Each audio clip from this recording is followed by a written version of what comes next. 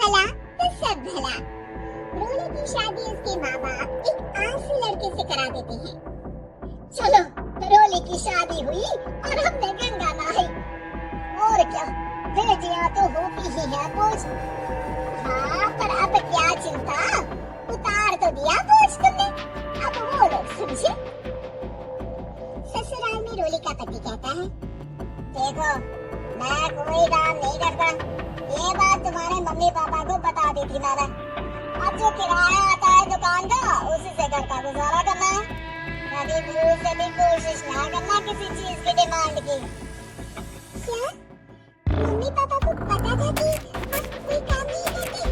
और क्या, बड़ा अच्छे से पता था। उन लोगों को तो तुम बोझ लगते थे, जैसे कि बस शादी कर लो और कोई मतलब नहीं है। रोली को ये सुनकर बहुत गुस्सा आता है, लेकिन करती थी तो क्या, क्योंकि वो जानती थी कि उसके माता पिता ऐसे ही हैं। जैसे तैसे रोली धिक्कार रही थी। रोली को एक प्यारी सी बेटी होती है।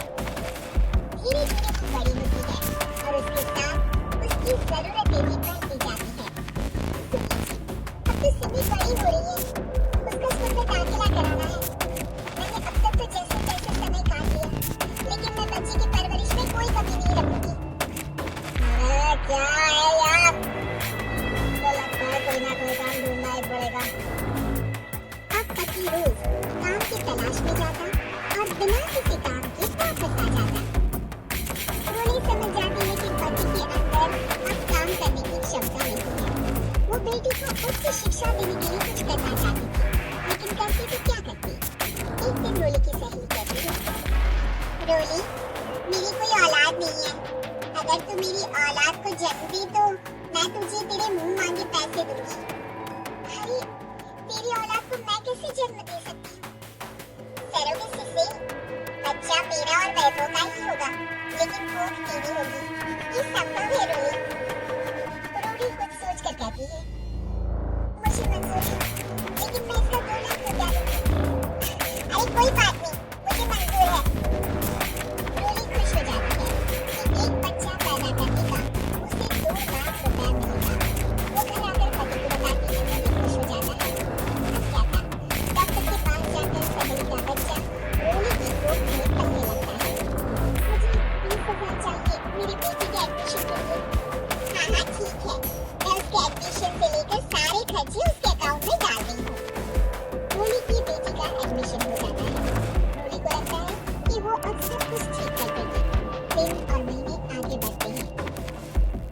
अब एक दिन, एक बात कहूँ जी, काश इस बच्चे को मैं रख पाती। मैं अब इससे काफी जुड़ गई हूँ। अरे यार, पता नहीं किसका बच्चा है, अपने पास है ना अपनी मुन्नी? हाँ, लेकिन अब मैं भी इस बच्चे से जुड़ाव फील करने लगी हूँ, लेकिन मैं ये जानती हूँ कि ये मेरा बच्चा नहीं है। दोनों की जिंदगी ठीक चल रही थी, लेकिन कहते ना कि सुख का पल ज्यादा लंबा नहीं होता। एक दिन रोली की सहेली का फोन आता है, रोली, मुझे अब ये बच्चा नहीं चाहिए, मैं अपने पति को छोड़ रही हूँ। अरे लेकिन मुझे पैसों की जरूरत है, बच्चा तुम्हारा है, मैं क्या करूँगी? सहेली बिना कुछ बोले फोन काट देती है, फोन स्विच ऑफ कर देती है। लेकिन रोली के जीवन का तूफान यहीं नहीं रुकता। रोली, मैं इतना भार नहीं उठा सकता। आज पढ़ाई का पैसा मांग रही हूँ, कल की शादी, कॉलेज और पता नहीं क्या क्या। मैं तुम्हें छोड़ रहा हूँ, अपनी बच्ची उठाओ और निकलो इस घर से। अरे पर मैं कर तो रही हूँ ना बच्ची के लिए काम, आप आराम से रहिए ना। क्या काम कर रही हो? देख रहा हूँ मैं, ये छोटा शहर है, यहाँ लोगों को बात बनाते वक्त नहीं लगता। मैं क्या करूँ? ज्यादा पढ़ी लिखी नहीं हूँ, कैसे घर के खर्चे चलाऊं? और आप तो काम करना ही नहीं चाहते। हाँ, ना चाहता हूँ और ना ही करूँगा।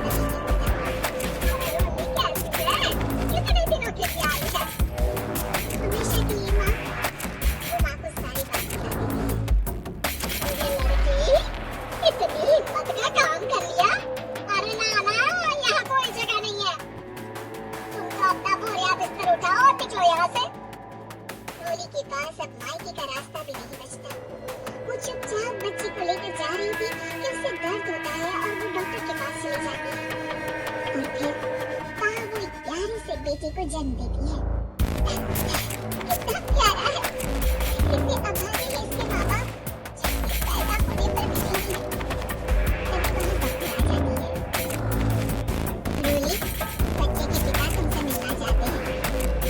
आपका बहुत बहुत शुक्रिया, मैं इस बच्चे को पालूंगी, भले ही इसकी माँ ने इसे छोड़ दिया हो, पर मैं ये जिम्मेदारी निभाऊंगा।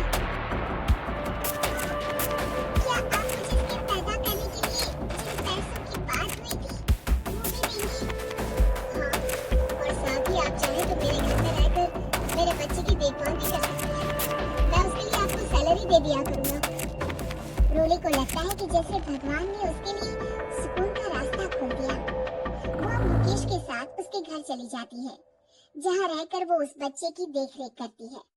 अब मुकेश के घर को रोली अच्छे से संभाल लेती है। उसके लिए खाना बनाने से लेकर बच्चों की देखभाल और घर की देखरेख। धीरे धीरे मुकेश को रोली से प्यार हो जाता है।